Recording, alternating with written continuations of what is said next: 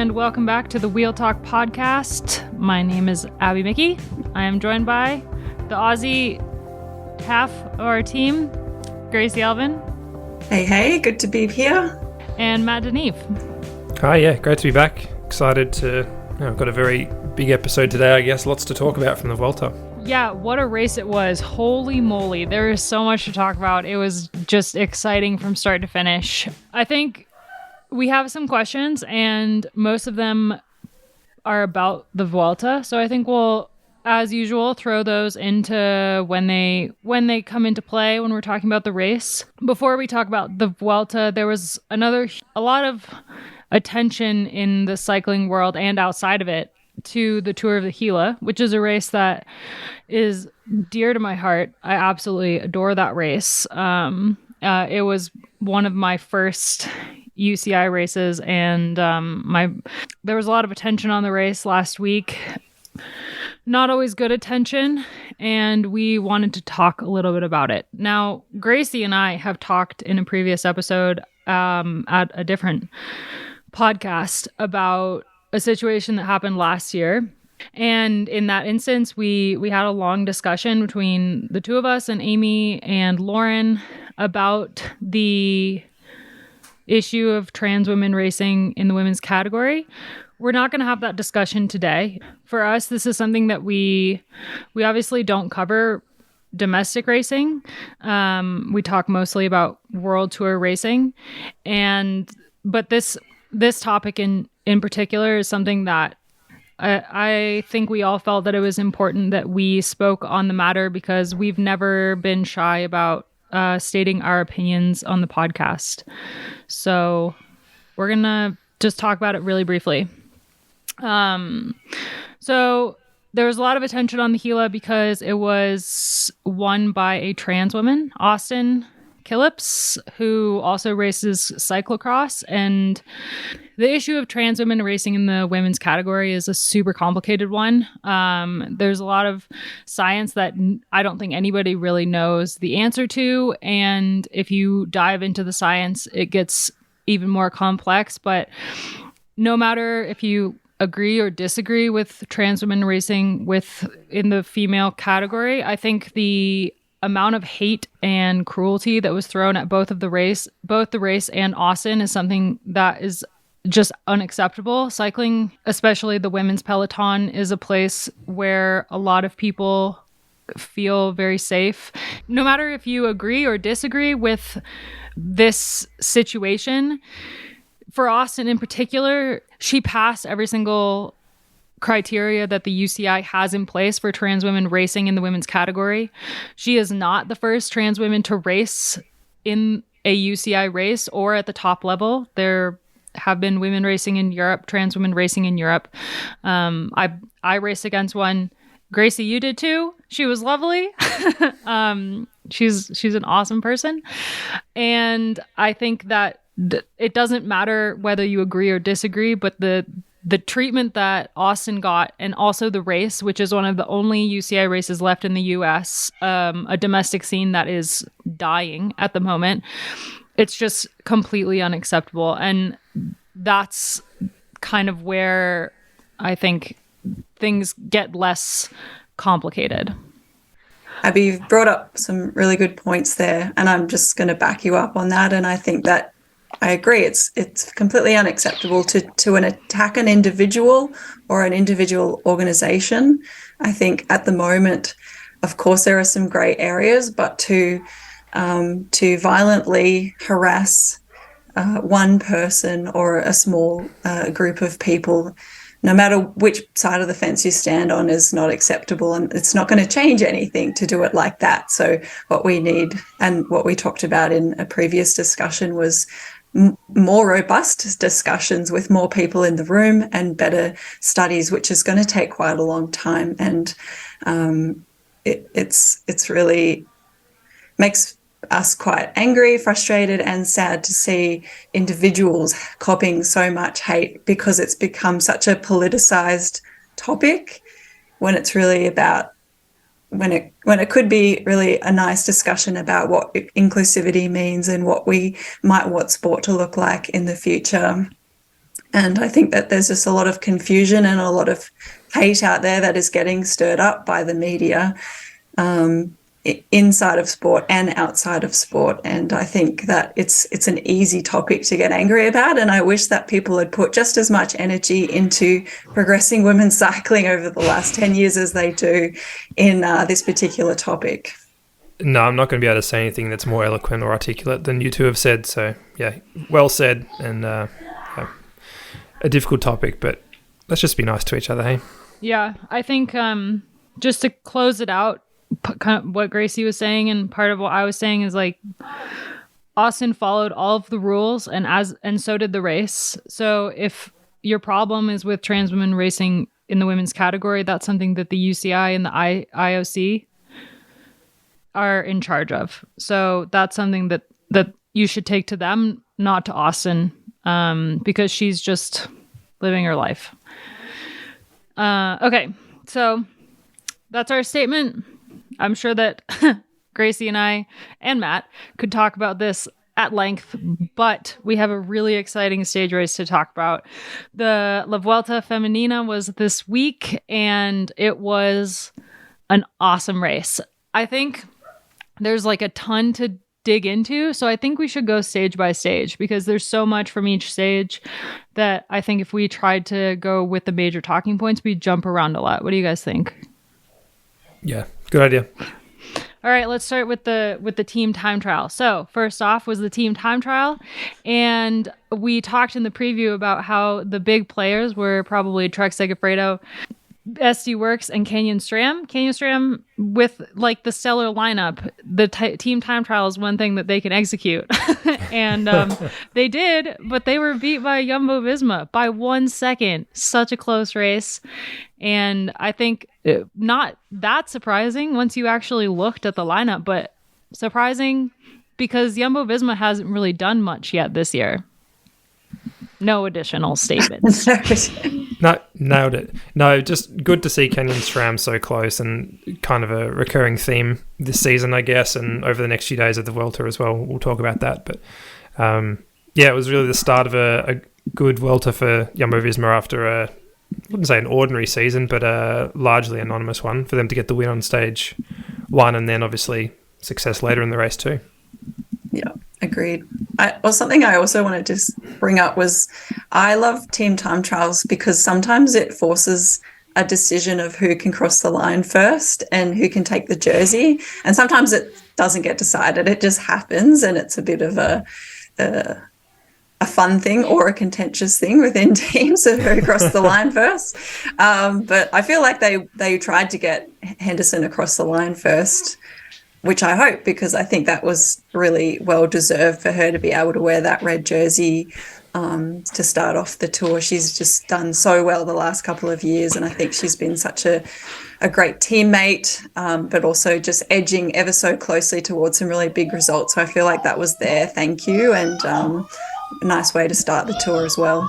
Yeah, she's been like just chipping away at it, and I think she's going to have some big results in her career. She's still so new to racing, but she definitely is just getting better and better. And I think Jumbo-Visma is such a great place for her to be able to learn from riders like Rihanna and Marianne Vos. So I hope this isn't the first leader's jersey that we see her in. But it set up Jumbo-Visma very nicely, and Canyon SRAM, for stage 2, which was another really exciting one. I think one of the main talking points from this one is Chloe Dygert and her return to European racing. This is her first European race on European soil / race. This is her first race since La Move at Nieuwsblad in 2022. Her first European stage race. And she attacked with like less than 600 meters to go. Nearly got away if it wasn't for Vos. And it was really impressive for a rider who has, no experience in the European peloton. I think that's a good statement that you said, Abby. Sorry to interrupt, Matt. Because that's exactly what I was thinking. It's the very little experience, but in some ways that's an advantage. And you see that with young riders too, is they have it's not an arrogance, but it's kind of just like this, I don't know, like they just don't have this extra pressure on them that the seasoned pros do. And they just don't get stuck in their own heads or something. Like they just go at it and go for it. And I think that's Daiget's advantage at the moment. Obviously, she's super talented and super strong and can get away with moves like that. Not everyone can do what she does. But I think like she just has that advantage of not really overthinking it. I think like we saw that in a couple of other stages as well in the finishes, like bloody strong and just doesn't really care. Like she's just going to stay in the front. She's strong enough to be there and she's strong enough to just attack off the front as well. Yeah, Abby, for your written preview on Escape Collective, we did a little discussion in the group chat and I mentioned that I wasn't sure what impact Daiget would have given her lack of experience, racing at this level really. And I thought that maybe she would just be there to kind of tow the team around in the team time trial and then be largely anonymous from there on out. But yeah, to see her attack late on that stage and then, was up there in the sprint the day after that as well.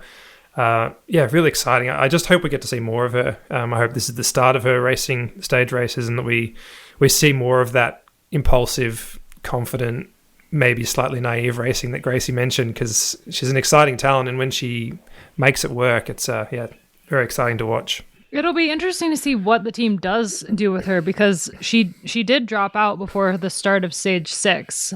She finished stage 5, which was the first hill top finish, not as big of a mountain as stage 7, but still a significant climb. And she finished that one, but she didn't race 6 and 7. And the team said it was because she had 5 hard days of racing and she was now going to refocus on the season to come, which I found really interesting because there's been no mention of what is next for Chloe.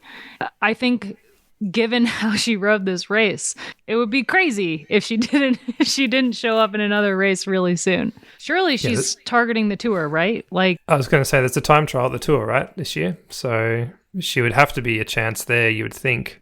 Yeah, definitely interesting. I reckon she must have annoyed quite a few riders in the peloton, though, being like, who call themselves sprinters. Frustrating, to say the least. Charlotta Cool won the stage, so another great result for the DSM rider who has really made a name for herself this year, following being the lead out girl for Lorena Wiebes in the last season in particular, and she got a couple opportunities to sprint in the Giro last year, but this was a major win for her, so it was cool to see. If not unsurprising, I feel like I keep saying words and I'm like, do these words work as words? But anyway, I'll keep talking. Mariana Vos with her second place notched 6 bonus seconds, so she moved into the leader's jersey and also kicked off a winning spree where she won the next 2 stages. But although Mariana Vos won stage 3, and that was a huge cool thing that happened after her surgery this winter and coming back from that, the crosswinds were what defined stage 3 because they didn't blow the race apart per se, but Trek Segafredo were caught out. Guy Riolini, Matt's pick for both rider you should know, which actually, like, I only realized as I was typing it out in the preview, Risk, love it. Like, this is your Risk rider. Get it? Okay, cool. So glad that joke landed. Rider you should know and GC pick for Matt. And she was caught out in the crosswinds early in the stage. Amanda Spratt was still in the front split when that happened, but had a puncture. And so it ended up that the entire Trek Segafredo team was almost 3 minutes down on the stage at 2:41, which will be interesting on stage 7. And that really took Trek completely out of the GC contention. They were the major losers on the day. There were a couple of other GC riders in that move, like Marta Cavalli, who's still working back to form. So I don't think that we expected to see her up in the general classification for this race. But yeah, that was a really bad day for Trek Segafredo.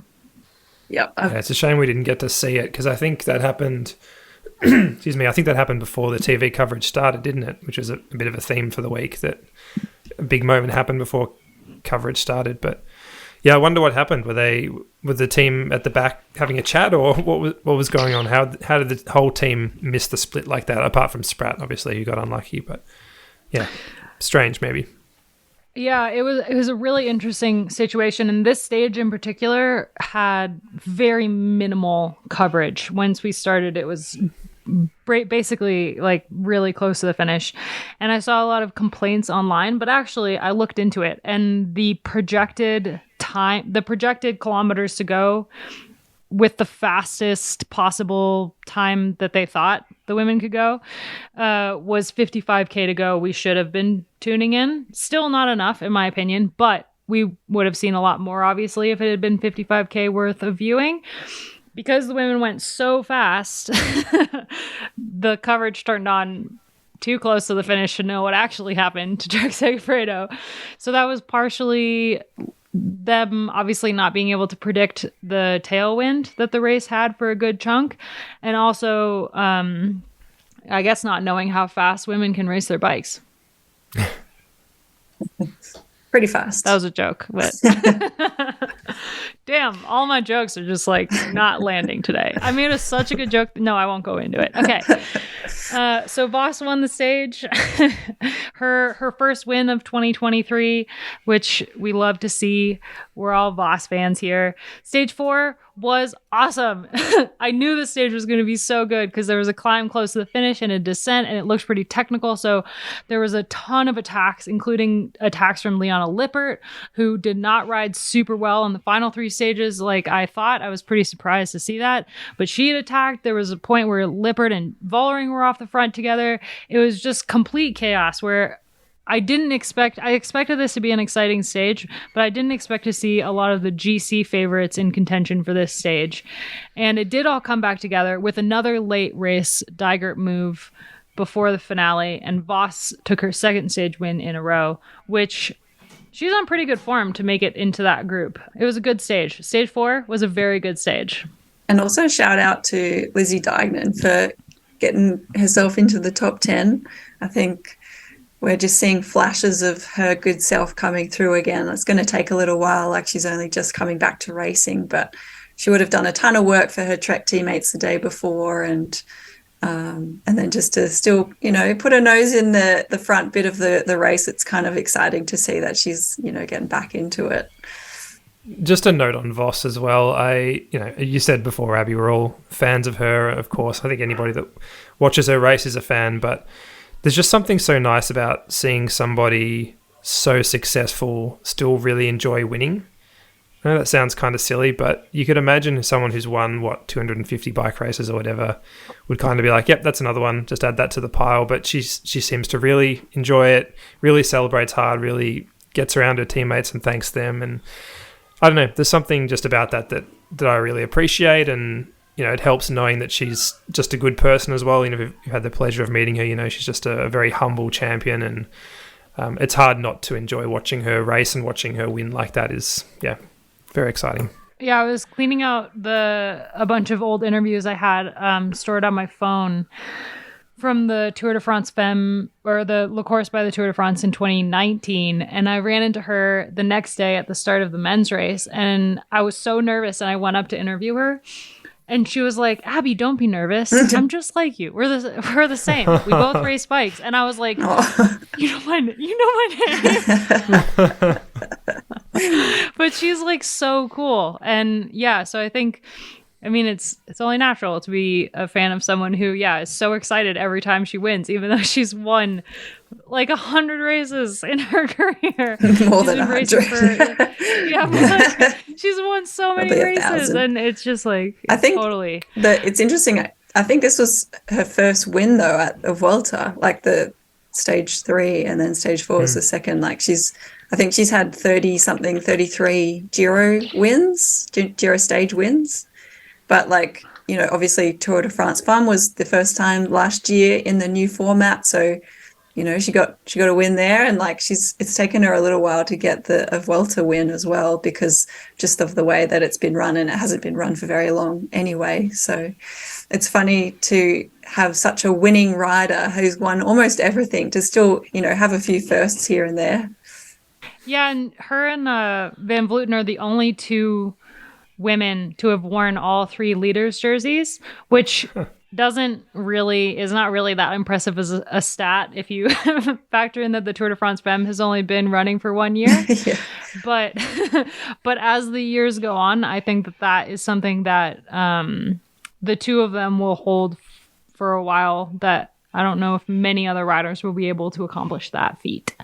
So I was thinking last night that we'll probably look back on this period in a few years' time, once Voss is retired, and be very grateful that we got to see her race. You know, we always call her the GOAT, and she is, and, you know, that's kind of obvious, but I think it'll only be once she retires and we look back, we'll be very grateful that we had the opportunity to see her do so well for so long in so many different ways.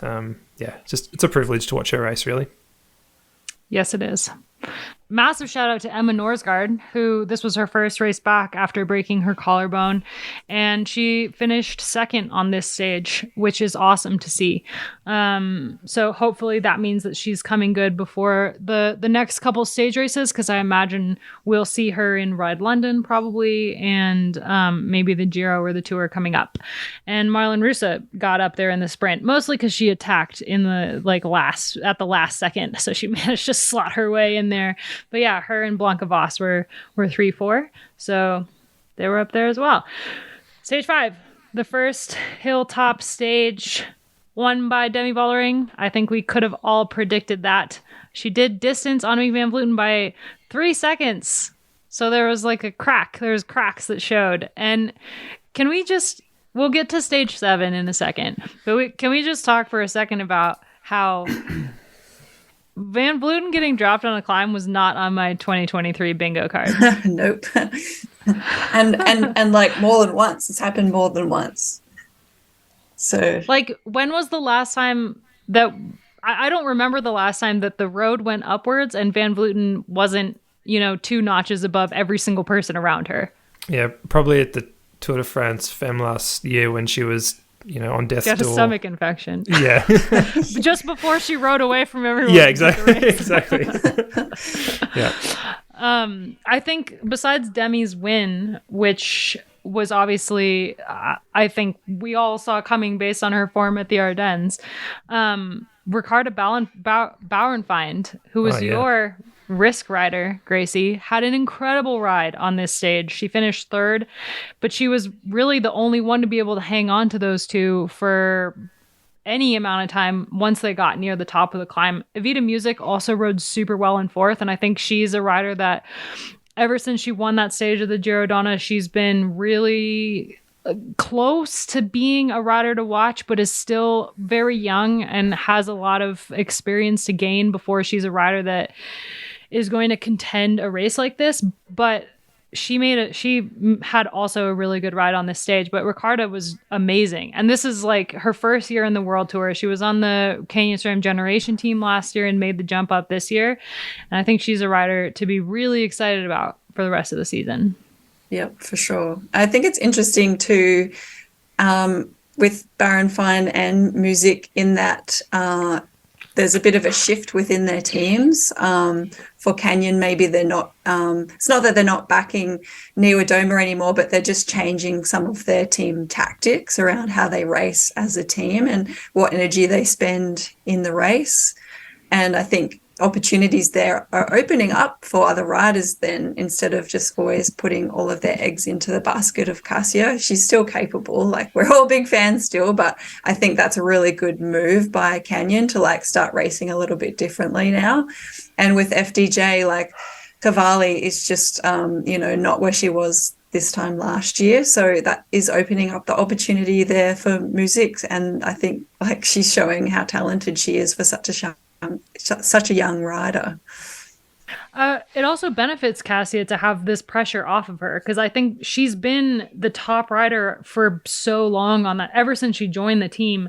And she was one of the top riders on WM3 when she was there and on Bulls. And I think like for her, having some pressure taken off her is not the worst thing in the world. For her to be able to race a little bit differently than she has in the years previously, which have worked out for her sometimes, but on the rare occasion, I think it's a great thing for Cassia and for Canyon SRAM to start to divvy up their leadership a little bit more.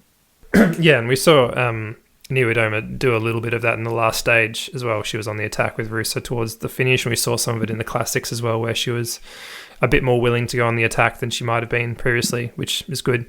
I was just going to say on Musique, I mentioned this a couple of weeks ago, but she's only done a handful of race days still this year, so she's still building. And I think the Tour will obviously be a big focus for her, but I think we haven't seen the best of her yet this season. I think she ended up 4th overall, I think. No, not 4th. In the top 10 anyway, overall this week. And I think she's going to do even better than that in the weeks and months ahead.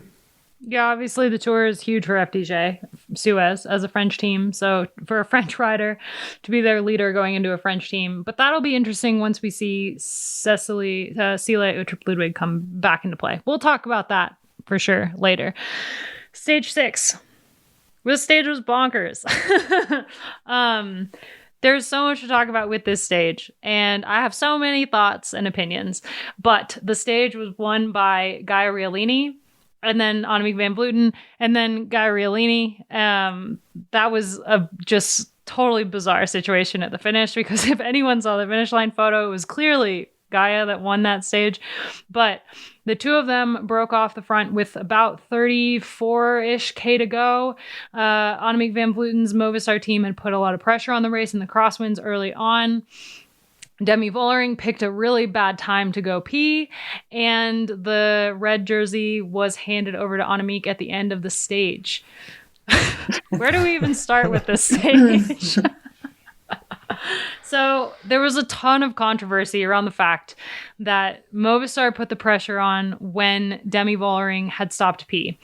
Obviously, there's a lot of respect unwritten rules when it comes to the leader's jersey and stuff like that. I'm off the top of my head. I think of when Vinigo crashed at the Tour last year, or when Pog crashed at the Tour last year and Vinigo waited, for example. But God, I have just so many thoughts. Okay, so while it was super early in the stage, and this is where it was so frustrating that we didn't have start to finish coverage. Because we should have been able to see this. If we'd seen the whole thing, there would be no discussion. I've heard from riders in the peloton that for 10K before Vollering stopped, Movistar was lined up at the front. So they should have seen this coming, SD Works, that it was a moment of possibly overconfidence from SD Works, which is something that they've earned after the spring that they have, possibly.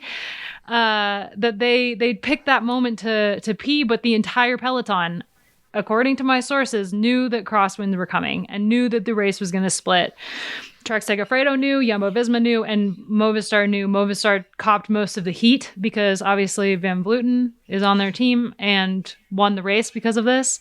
But at the start of this whole thing, when I first heard that Vollering was peeing when Annemiek had her team at the front, I was like, that is uncool. And then I heard more details around the situation, and it sounds to me like Demi Vollering picked just an absolutely terrible moment to take a nature break.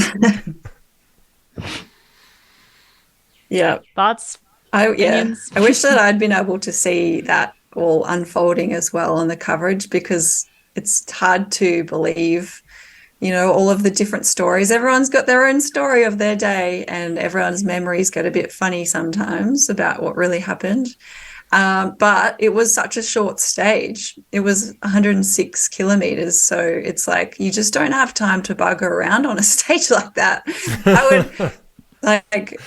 I'm surprised that you take a pee break in a stage that short anyway. Maybe I think, Abby, you kind of brought up maybe that overconfidence or some kind of, not arrogance, but that they're the bosses of the peloton and that they've got it covered, or people will wait or whatever. So I just think that on a stage that short, it's all in. You can't just expect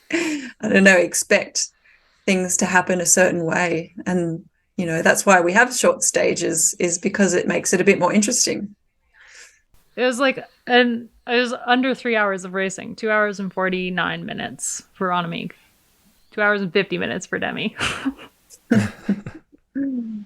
So, yeah, a bit of a boo-boo, really, I think. Yeah, the controversy around this it was really interesting because you saw the divide between fans of Annemiek and not fans of Annemiek. There was a very clear divide there between people who are like, Movistar have no respect, which was a comment that I saw on one of our articles on the escapecollective.cc. It's a great website. You should check it out. And also, what was Demi doing? Stopping for a pee. But I think after talking to riders in the race, that it was just a bad call from Demi, and that SD Works should have owned up to their mistake, because I was kind of disappointed to see a lot of the statements after the race from Van der Breggen and also from Demi about the situation. I think, yeah, it was just, they made a bad call, and that happens. It's just a bummer that it lost them the red jersey. The upside of it for us as fans was that it actually made the final stage a lot more interesting than it would have been. Without that 1 minute deficit for Vollering would have won the Vuelta quite easily, I think. I mean, not quite easily, but yeah, it would have been most of a minute potentially. So it meant that the tension in who was going to win overall lasted until, the last 15 seconds of Van Vleuten trying to claw her way to the top of the last climb. So not the way you want to create tension for the final stage, but the fact that we got that was an unexpected benefit, I guess. I mean, you couldn't really write better, like, final 3 stages of a bike race, I feel like. The stage 5 was like, looks like Van Vleuten is going to lose the first major stage race. Like, I mean, she won all 3 of them last year. It looks like she's going to finally be unseated as the queen of the stage racing. And then stage 6 was like, oh no, just kidding. Can I erase that line from my race report yesterday?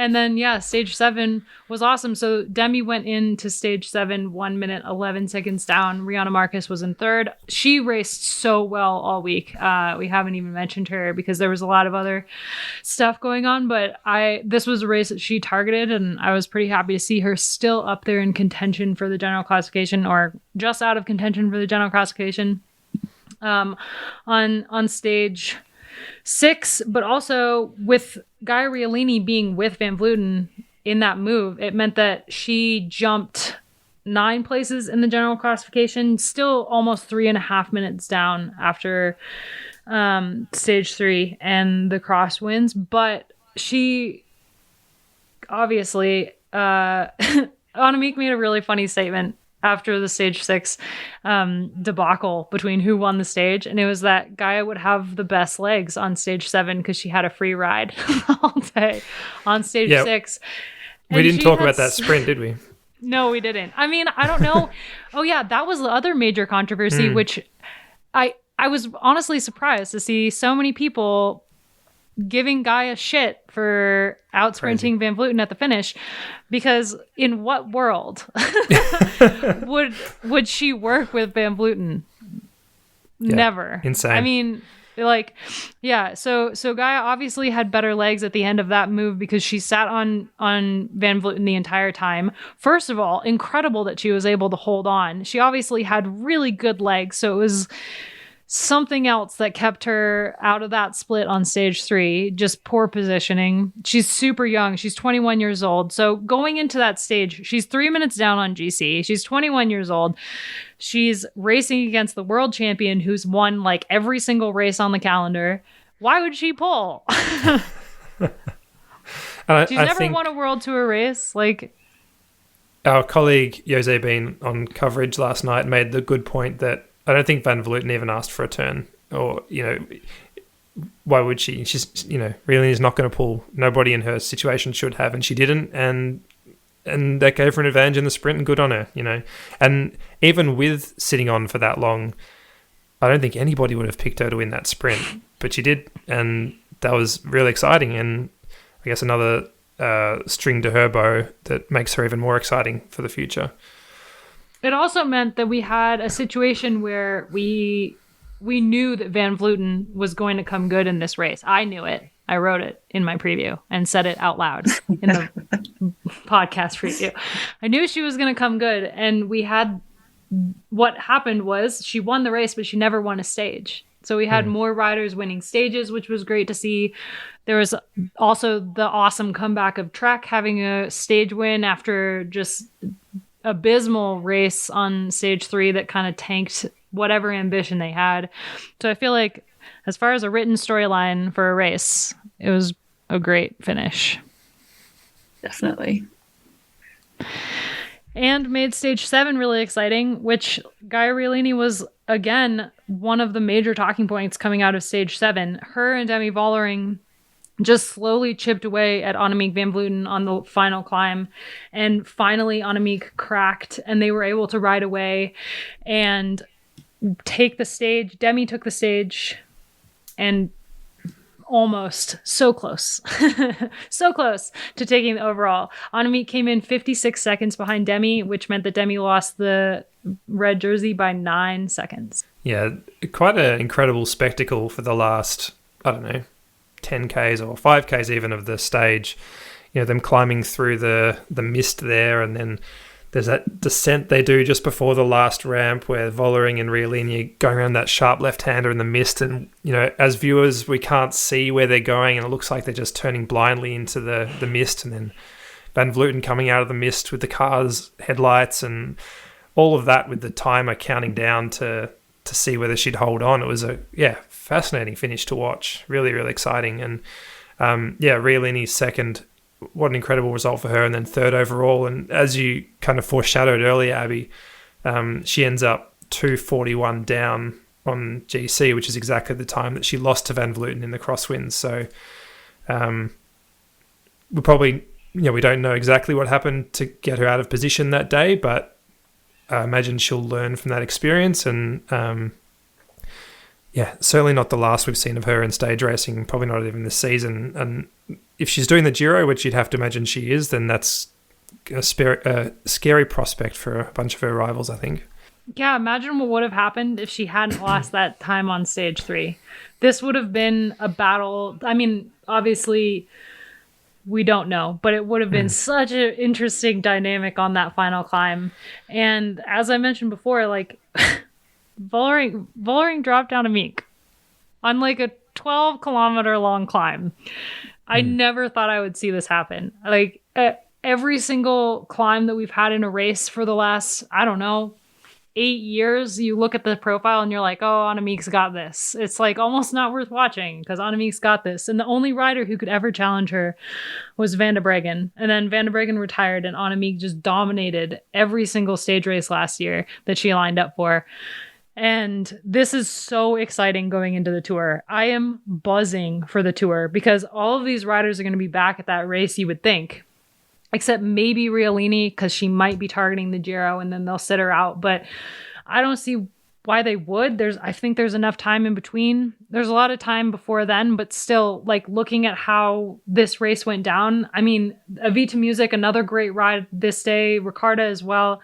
There's just so much to be excited for. And I think that this race was like exactly what women's cycling needed after a spring that was potentially a little bit disappointing, or not disappointing, but just a lack of oomph because of the SD Works dominance, if that makes sense. I think too, it's going to be exciting in the future because like when I was watching all the highlights with the Kimbers, she said, who do you think is going to be the next big rivalry when Annemiek retires? And I think a whole bunch of women are putting their hands up already. I think Demi's not going to be head and shoulders above everyone else straight away. I think it's still going to be really exciting racing once Annemiek retires, and it already is. So it's kind of cool now to see just that depth coming at this kind of races as well. So with these longer climbs, I agree sometimes it was a little bit boring here and there to just be like, oh, okay, this is what's going to happen.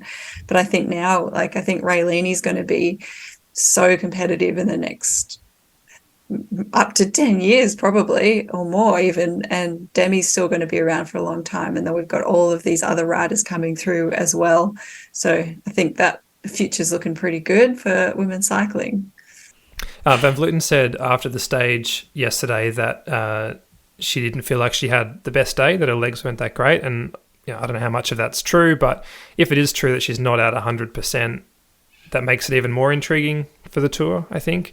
If she's still building, and she had a pretty ordinary classic season, if she was still not at her best here and she's going to be building towards the Tour, then that battle gets even more interesting, I think, once we get there, was what I was going to say. But the other thing I'm keen to hear both of your perspectives on this is Vollering's doing a lot of racing between now and the Tour. So she's doing Etzulia, Burgos, Tour de Suisse, Dutch Championships, then going to Altitude, I believe, and then the Tour. It's a really long block of racing, basically almost non-stop from the start of March through to early August. How is she going to be able to manage that? Is it possible for her to still be on top form by the Tour? Can she come down enough to be able to then get back up for the Tour? How will she approach that, do you think? I don't know. That's I think she's playing with fire there. Because obviously she came into the Ardennes. She took some time after Strada and came into the Ardennes fresh. So she's not coming in with loaded legs to these next couple races. But this was 7 days of really hard racing. And I don't know if the women's calendar is so packed now with races, especially in the month of May, that I think she's really taking a risk racing that much. I don't think that Etzulia and Burgos are going to be as challenging as this race was. I think this race, the peloton treated it like it was a Grand Tour. And obviously the women don't have Grand Tours. They don't have 21 day races, but a week-long race for the women is as close as we get, apart from, the 10 days of the Giro. So if we are calling this a Grand Tour, the women treated it like it was, and they raced. It was just top-notch racing the entire week. And I don't know if they expected that going in when they planned her next couple races or what, but I think it'll be interesting to see how she comes out of the next couple races. If she ends up cutting one of those races short to take a break before she then peaks for the Tour, or I think this is uncharted waters. She's super young too, in racing terms. So it's a more experienced rider that would be able to take on that kind of load and manage it to be able to perform again in the season. If it was Annemiek, I would be like, yeah, she's very experienced. She knows her body super well. But for Demi, she has Anna van der Breggen as her coach, so I think she knows what she's doing, and her director. So I think, Anna knows what she's doing, but it worries me a little bit, actually. I was just going to say the same thing. She's got a good mentor and coach there in van der Breggen, but van der Breggen did it for a lot longer, so it's just tough. So I don't know, some people prefer more racing than training. Everyone's so different of how they handle things, but also the emotional load too. Demi gets quite emotional after every race, which is not a bad thing at all, but that might be also just something that tires you out a little bit more. Sometimes people that bottle stuff up also get very exhausted. So I'm not saying that that's good or bad either. It's just, it will certainly be interesting though to see how her body and her mind handles all of that pressure and load. Should we answer some listener questions? Yeah. So the first question, Gracie, I was hoping you could explain what a barrage is. Because we had multiple instances this week of people having issues with that. The most notable being Niamh Fisher-Black when she crashed on stage 5 and was held up for too long to be able to make it back to the front of the race. And then there was also rumors of cars being pulled or moved around when Demi was trying to get back after her nature break. Yeah, I'm probably not going to get this spot on, but a barrage, I guess officially you define a barrage as a block. And in racing, you would say that the official car 1 or 2, depending on the situation in the front of the race, they're the ones that decide what other cars and motorbikes get to go in the gaps between the groups. And say a rider's had a mechanical or crash out of the front group, that's when some of those official commissaire cars can make the decision whether a rider is allowed to have their team car help them back into that group or not. And in the case of Niamh Fisher-Black, they did not allow any cars into that gap, and it was impossible for her to bridge that alone. And that was why it was so frustrating for her and sad. She was pretty upset at the end of the race because it's somewhat of a gray area there of like how much help you're allowed to have and at what point of the race too, and what kind of a stage it is. And it is a bit subjective for the commissaires to make those decisions. So sometimes you can get helped back and you don't get any consequence for it. Sometimes you get helped back and then you do get consequences for it. And then other times you're not allowed to help back at all and you're just in no man's land and it's just like the worst day ever. So I felt for her. But ultimately you kind of just have to cop it and take, like, you don't have a choice, whatever the commissaire decides. And sometimes it's the right thing or the wrong thing. But when it's you, it feels like the wrong thing. There was a nice moment at the end of that stage where Fisher-Black finished the stage and came over to Vollering, who was in the pen behind the podium, waiting to go on stage. And she was on the rollers, I think. And Fisher-Black was in tears, very upset. And Vollering kind of stopped riding and gave her a big hug and consoled her. And I don't know, just a small moment, but just one that makes Vollering even more likable, I think. Very, we've talked about her emotion and the emotion she shows, but she's also there for her teammates in a really touching way. And yeah, that made me like her even more. Yeah, agreed. Next question was, why was Annemiek wearing number 7? So although the Ceratizit Challenge by La Vuelta has been going on for a couple of years, this was kind of a rebranding of the race. The first time it's called La Vuelta Femenina, and I think the race wanted to rebrand a bit. So they didn't give Annemiek number 1, and it was up to Movistar to divvy out the numbers, and Annemiek was number 7. Would you think it was like alphabetical, or she would have liked to have number 7? Yeah, it's interesting. The team list is alphabetical except for Emma Norsgaard, who's out of position. So I don't know what that's about. Yeah. But yeah, number 1 was Ord Bianic. So yeah, she got number 1. All right. This is a big one, and maybe one for, I don't know, Ronan McLaughlin. But can you talk about the UCI equipment regulations impact on a small rider like Riolini? The minimum bike weight is close to 20% of her body weight. This is an interesting one. I actually I guess that was a different podcast, but I talked to Ashley Molinpasio about this, about how the UCI's weight limit impacts the women's peloton, because for riders like Ashley and obviously like Riolini, who is minuscule, the bike weight minimum is a massive impact on them, because it's a way larger percentage of their body weight.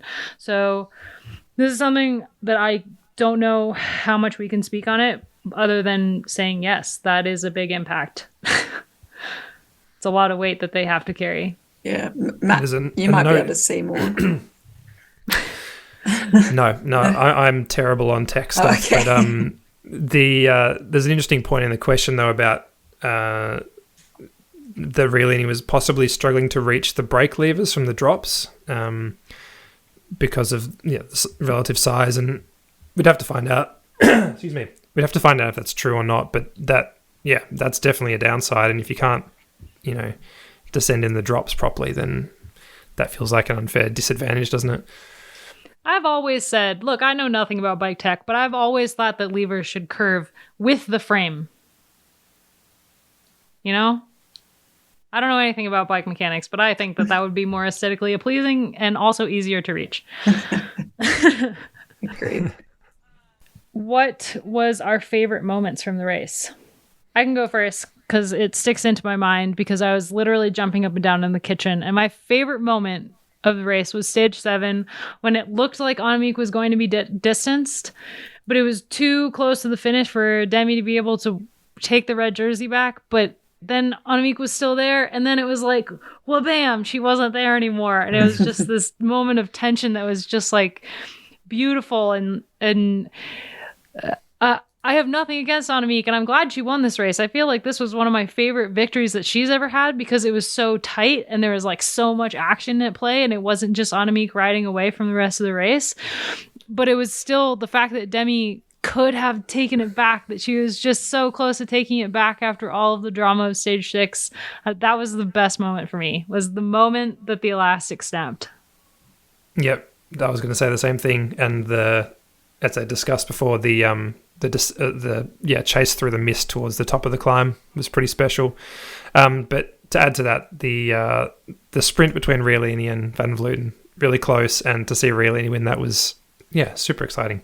Yeah, I love that moment too, with Rialini at her team car, just like with her head in her hands, just like not believing it, which was really cool. But I'll try and pick another moment just to mix it up. I loved actually stage 2, the sprint, because it was obviously that move by Daiga was really exciting, and it looked like, oh my God, she's going to just run away with this. And then Voss just like being like a shark, but then Voss looking over her right shoulder and Kuhl coming on the left. And I just actually watched that replay a bunch of times, because from the front you're like, oh, Voss, what are you doing? But then from above you're kind of like, it just made a bit more sense. And I just, I always love watching sprint replays. So I thought that was a particularly good one. Yeah, I'm glad you bring that up, Gracie, because from front on, it looked like Voss's hesitation cost her the stage. That was my first impression. I was like, oh, what's she doing? She's lost it. Yeah. But then, you watch it from above, and she only hesitates so briefly. And I don't think it would have made a difference because Cole was coming so much faster from behind. It wouldn't have affected it. But it's a great point. Yeah. I'm glad you mentioned that. The final question is about why SC Works wasn't at the front on stage 6 when that move went. Obviously, it was 70 kilometers to go, but isn't it normal for there to be a teammate at the front to patrol breakaways, even if the race later stopped for a nature break? And this was interesting because Marlon Russo was up there. She was in that front group and patrolling that move. And Demi stopped with multiple teammates, and then one teammate got a flat at the same time. So it wasn't like the entire team pulled off the front or pulled off the back with Demi. Just a couple people stopped, and then one person had bad luck. But Russo was up there, and Demi said after the stage that, or I think it was maybe Demi, or maybe it was in the statement that Annemiek, that Anna van der Breggen made after the stage, that they were hoping that Demi would get close enough within reaching distance of the front group that Marlon would be able to drop back and then basically power her back to the race. That obviously was before Annemiek made her attack and went off the front of that group, so that it was just her and Gaia off the front. But there was a rider policing the breakaway. They didn't all just stop. We really need to just see start to finish coverage. Yeah. It's like what for both stages 3 and stage 6, those two stages were just, there's not really a ton that we know without seeing the whole stage. Stage 7 as well. The live coverage started just as they were summiting the first of only 2 climbs on the day. And while it didn't really affect it because the group came back together, to miss most of that climb was kind of disappointing. So I think that was 45 Ks to go on a 90-something kilometer stage. So a bit more of that would be nice, I think. Mm-hmm. Yeah, we used to just ask for live coverage, and now we want start to finish live coverage. It's never enough. That's right. All right, well, it was such an exciting week, and I think we're all really looking forward to the next race, which is at Zulia on the 12th of May. At least I am. I feel like I was a little bit... This happened so close to the classics, and I was a little bit burnt out. I was like, I need a break from racing to be excited about it. But this completely turned it around for me. I feel just rejuvenated in my excitement about bike racing. I feel a little bit thrown. You know, when you have like a public holiday and then you just don't know what day of the week it is after that. I feel like having the Vuelta at this time of year, I'm just like, I don't know what we're doing now. You're like, shouldn't the leaves be changing color? Shouldn't I be wearing a red scarf and listening to All Too Well on repeat? No. Exactly. Well, I'm already doing that here in Australia. It's getting pretty cold, but That's true. No. That's true. For you, it is the fall. So. Yeah, it just feels strange to have the Vuelta on or finished now. So, Do we think it's a good change moving it to May? I was gonna say, yeah. I don't know. I'm still undecided. I would like to see how it impacts the races to come and how it impacts the turnout at the Giro before I make the call of whether or not I think this was a good move. yeah. For the race, it was obviously a good move. The race was a lot better than any Vuelta we've seen before. But as far as the greater women's calendar, I think that I don't know. I don't think we know yet. Yeah, like you say, Abby, it's a very congested few weeks coming up, isn't it? Yeah, it's a bonkers few weeks. I can't really speak for the peloton, but I always found I really struggled in the back end of the season, just mentally and physically by August, and just you're just trying to pick up the pieces again to like do one more peak for Worlds. And the Vuelta was always just like a bit of a drag because, or like any race at that time of year, to be honest. And I felt like everyone was so much fresher for this one, and it was like the scene setter for stage racing for the rest of the season. So yeah, I think the same as Abby, like I'd like to see how it impacts the rest of the season, but for a standalone, I think it actually was really awesome. Man, and Worlds is like 3 days after the tour ends this year or something. So that's going to be really interesting because the back end of the season is just going to be, well, we'll get to it. Don't worry. The world's race is like 10 days. No, it's 2 weeks after the tour finishes. Oh, good. Okay, cool. I think maybe I'm just flying there because the men's race is right after. World starts pretty soon after the women's tour finishes, but the women's road race is one of the last events. Yeah. Before we wrap up the episode, this has been a really awesome conversation about a really awesome race, but what else have you guys been obsessed with this week? Matt? Oh no, you're first this time, Gracie. I've got to think of something. Okay, I tried to think about it already. I'm obsessed with yoga at the moment. Like I've practiced a lot of yoga on and off over the years, not like diligently or like I'm not very good at it. I'm very inflexible thanks to cycling, but I've just been doing so much at home the last couple of years since retiring. 1, to save money, and 2, just because I just don't know what my routines are. And I'm like, I should go to a studio or I should go to an art class, but I just haven't like been going out and about yet. But I've been really missing doing group stuff because I used to love bunch riding. So I've been going to park run, and then I just went back to I've actually been going to a yoga studio, and it's just so nice. It's so much different to doing it at home. So that's what I'm just absolutely loving at the moment. I've managed to find a good one thanks to a friend, and every time I go, I feel good. I also have been obsessed with an activity. Where my parents live in Montana, there's a mountain right behind their house, and it has tons of single track and like really smooth single track with like a couple rocks here and there, but nothing too technical. And I have been loving riding my mountain bike. Put the baby down for a nap, hand my mom the monitor, and then go out and ride my mountain bike for an hour and a half. And it is just, oh man, the joy. Oh, I love that.